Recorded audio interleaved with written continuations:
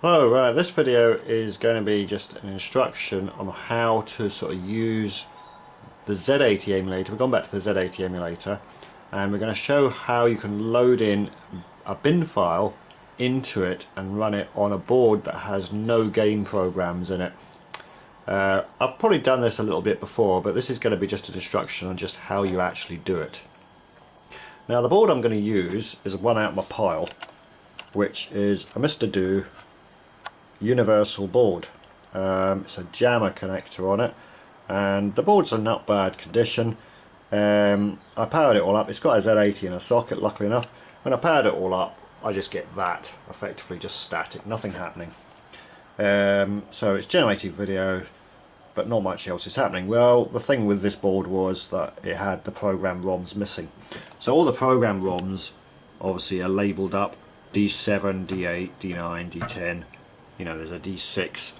The ones that are missing, if you can see my emulators on the top, are D1 to D4, which are these empty sockets here. So there's no program ROM in it, which means it's not going to do very much at all.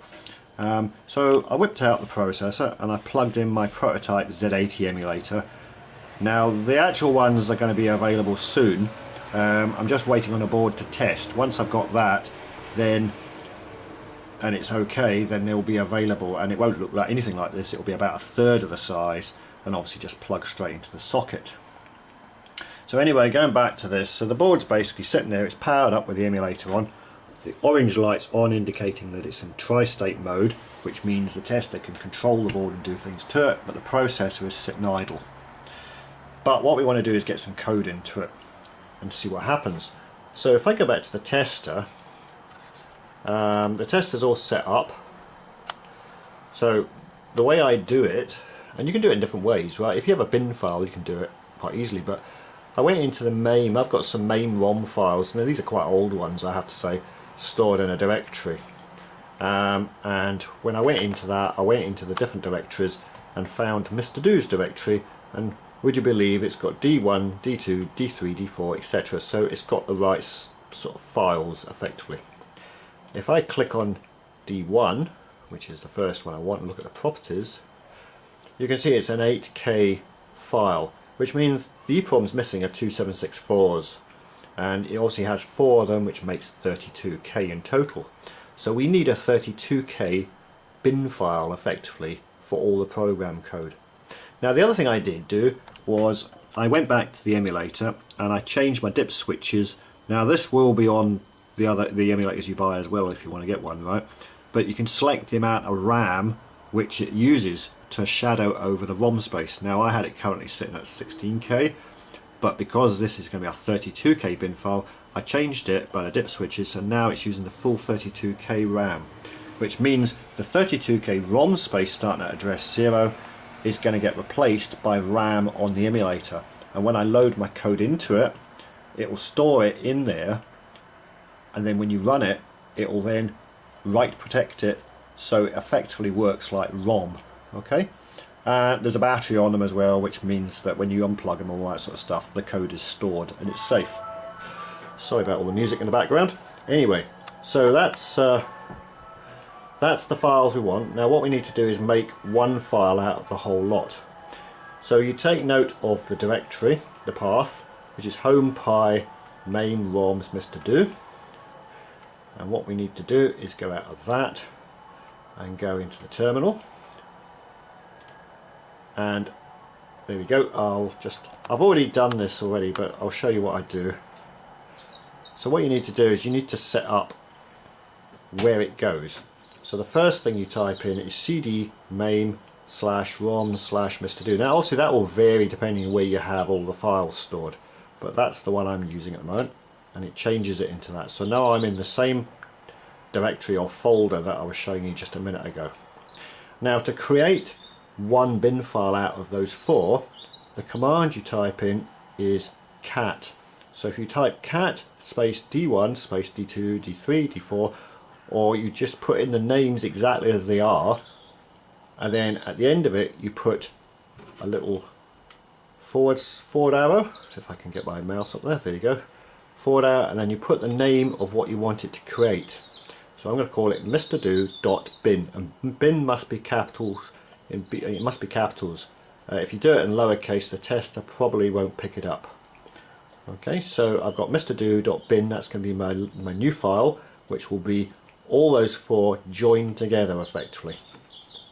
Do enter, and you'll see nothing happens. But that's normal. That's okay. So if we go back out of that and go into mrdo again, there's all the files, but now you can see we have a mrdo.bin file. And I'm going to look at the properties of that, and you'll see this time it's 32768 bytes. So that's my 32k bin file. Now we're assuming it starts at D1, D2, D3, D4. It might not. You'll need to check that before you do it, because otherwise it will join them all together in the wrong order if you're not careful. But that's my bin file. Now to get that into the tester, what we need to do is copy the path. So that is the path. Whoops. And I'm just going to copy that. So I've copied the path. Sorry about the camera here, I'm trying to balance it on one hand while I type at the other. So in the tester we're going to set the path up. So we simply type path, space, and then do a Control V, which puts the path in, as you can see. But the important thing to remember is put a / at the end of it, otherwise it won't work. And now the path is set. Now the next thing we need to do is change the file to mrdo. Don't bother putting a .bin, you just put the name of the file. Exactly like that. So there you go, mrdo, and you can see the path, and that's the end, the / at the end we have to put in. And that will then tell it it's going to load in mrdo.bin.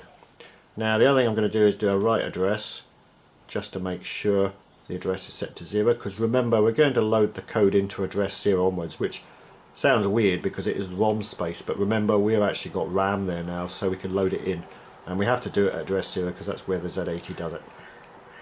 So it's now set, so now we simply type in load,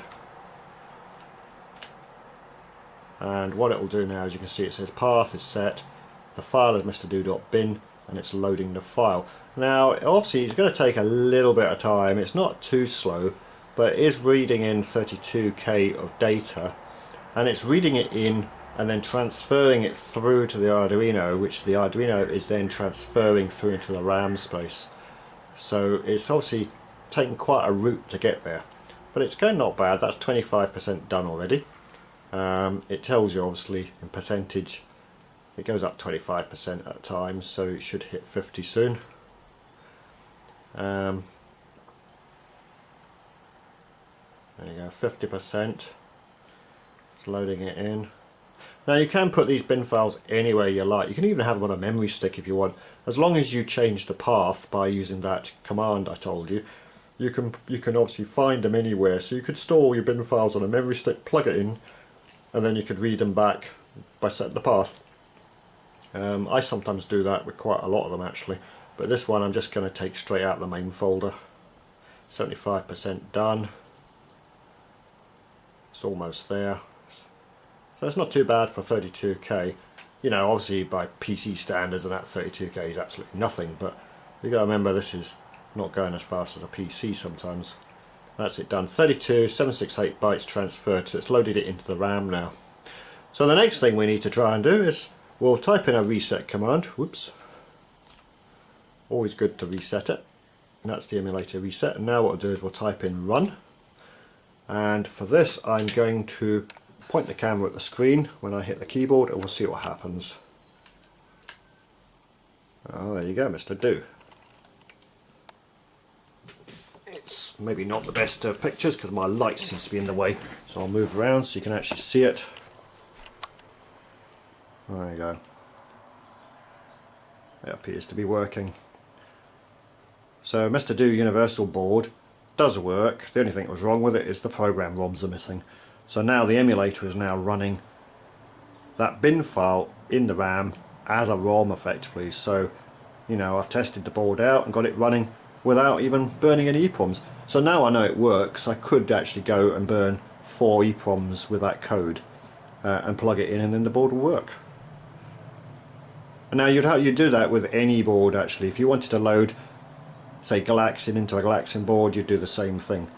So that's the routine I use to get the code into it. So I just thought I'd do a video showing that, just to make it clear how you use it.